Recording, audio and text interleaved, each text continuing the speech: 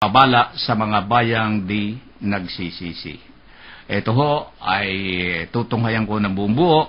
Pagkatapos, sinumbatan ni Jesus ang mga bayang ginawa niya ng maraming kababalaghan sapagkat hindi sila nagsisi tumalikod sa kanilang mga kasalanan. Kawawa ka, Corazin! Kawawa ka, Betsaida! Sapagkat kung sa Tiro at Sidon ginawa ang mga kababalaghang ginawa sa inyo, malaw na sana nagdamit ng sako at naupo sa abo ang mga taga-roon upang ipakilalang sila'y nagsisisi. Ngunit sinasabi ko sa inyo, sa araw ng paghuhukom ay higit na mabigat ang sasapitin ninyo kaysa sasapitin ng mga taga-Tiro at taga-Sidon. At ikaw, Capernaum, ibig mong mataas hanggang sa langit, ibabagsak ka sa Hades, sapagkat kung sa Sodoma ginawa ang mga kababalaghang ginawa rito sa inyo, sana'y nananatili pa ito hanggang ngayon. Ngunit sinasabi ko sa inyo, sa araw ng paghuhukom ay higit na mabigat ang iparurusa sa inyo kaysa dinanas ng Sodoma. Mabigat ito, Kuya Joe. Babala sa mga bayang di nagsisisi. At alam naman natin itong sinabi rito, Corazin, Betsaida, Tiro, Sidon, at itong Sodoma, yung Gomora, kung gaano sa ating banal na aklat na nakalathala ho doon kung ano ang nangyari sa mga tao na sa kabila ng merong mga babala ay patuloy pa rin sa kanilang mga kasayahan, kaligayahan, at hindi nila inaalintana ang mga bagay na panglangit at ang panay na panlupa at pangmundo ang kanilang inaasikaso. Ano bang mangyayari dito, Kuya Dio? Mga kapatnubay, babala sa mga bayang di nagsisisi. Mabigat po ang binitawang salita ng Panginoong Hesus sa mga nagkasalang di nagsisisi.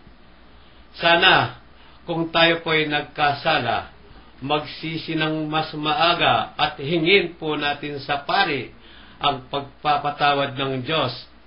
Sabi nga po ng Panginoong Hesus sa kanyang mga halagad, ang patawarin nyo sa lupa ay patatawarin sa langit. Simple pero totoo yan. Totoo yan, Kuya Joe. Ang importante dito, kung kayo nagkakasala, wag mo nang balik ang kasala at magsisi. Importante yung pagsisisi. Malaki yung babalaro sa mga hindi nagsisisi. Binibiro mo, hindi naman kailasali kung anong nangyari sa Sodoma at Gomora. Hindi nagsisi. Yun di Sodoma, Gomora, mga mamamayan ang naroon na nahiratis sa takbo ng mundo Hindi na nila naisip yung panlangit, panin na pangmundo ang nasa sa isip nila. Kuya Ben, ano follow-up ninyo sa sinabi ni Kuya Dio? Ang ganda ng mga paliwanag ni Kuya Joe. Kung magka-minsan, paniwala ako Kailangan minsan si Kuya Joe haba-haba nito ng oras. At sadya namang napakaganda. Pero bago ko po ipaliwanag, balikan natin ano yung mahal na araw. Mm-hmm. Ano yung essence o kahalagahan ng mahal na araw. Bakit ba ang mahal na araw taon-taon ba natin pinapatay ang Diyos? Pinapatay ba natin taon-taon si Jesus? Kasi ito po yung pinakamahalaga rito, mensahe, Kuya Men, Kuya Bert, at Kuya Joe. Ito'y isang katanungan ng mga ibang relihiyon, and mga Katoliko daw taon-taon na lang ay pinapatay ang ating Panginoong Yesus. Subalit, ano ang kahalagahan at esensya ng pagbabalik tanaw ng yamang ibinigay ni Jesus sa sangkristyanismo? Ito ay ang pag-alaala dito sa nasusulat na ang sinasabi, kinakailangan ng pagsisisi at pagtalikod sa kasalanan. May proseso. Ibig sabihin, there is a process para ikaw ay makarating sa kaharian ng Diyos at magkaroon ka ng magandang relasyon sa Diyos, kinakailangan ng isang kabanalan, kailangan ng isang pagbabago, ang isang pagbababad ng ating sarili doon sa kagustuhan ng Diyos, sa kalooban ng Diyos. Pero hindi natin magagawa ito kung hindi muna natin kilalanin ng Diyos. Kaya tayong mga Katoliko may pag-alaala sa kanyang paghihirap ng pagbibigay ng kaligtasan tuwing darating ang mahal na araw, upang makita at masilayan natin na mayroong isang Diyos na nagpakahirap at nagdusa para lamang mabigyan ka ng pagkakataon, mabuksan ang bintana, mabuksan ang pintuan ng langit sa pamamagitan ng iyong pagsisisi at pagtanggap sa ating Panginoong Diyos. Alam niyo po kung bakit sinasabi dito sa kasulatan na ito, ang tungkol sa Sodom and Gomorrah. Ang Sodom and Gomorrah, kulang pa sa mga propeta, kulang sa mga ngaral. Kaya higit ang magiging kaparusahan ng kapanahunan sa ngayon, sapagkat si Jesus dumating na nangaral na, nag-ibanghelyo, ibinigay na ang kanyang buong sarili, ipinakita na ang pagmamahal ng Diyos. Pero ang tao, nagkakasala pa rin, higit pa doon sa mga taga-Sodom and Gomorrah, nangangahulugan sa kanyang ipinakitang mga palatandaan sa mga nagkakasala, higit ang magiging kaparusahan sa kapanahunang ito, sapagkat kumpleto na ang ipinakita ng Diyos sa magiging kaganapan. Kumpleto na ang pangangaral na ginawa ng ating Panginoong Hesus. Minulat na tayo, binigyan na tayo ng kamalaya. In fact, mga minamahal kong mga tagapakinig, gumawa nga tayo ng may Biblia na nga tayo, may guide na tayo, lahat ibinigay na ng Diyos.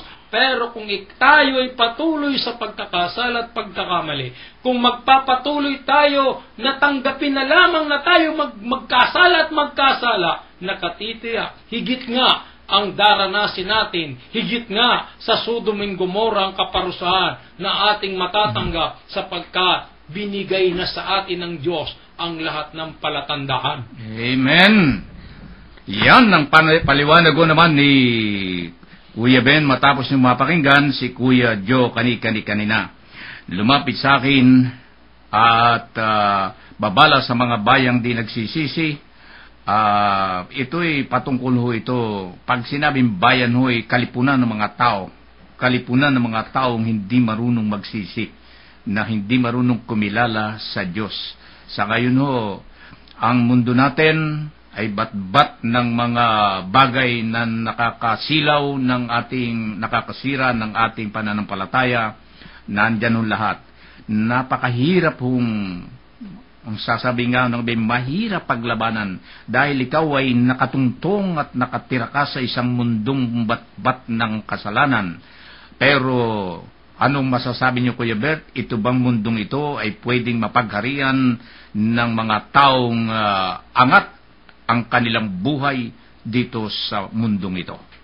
Alam mo, Kuya Min, ang nag-ahari kasi ngayon,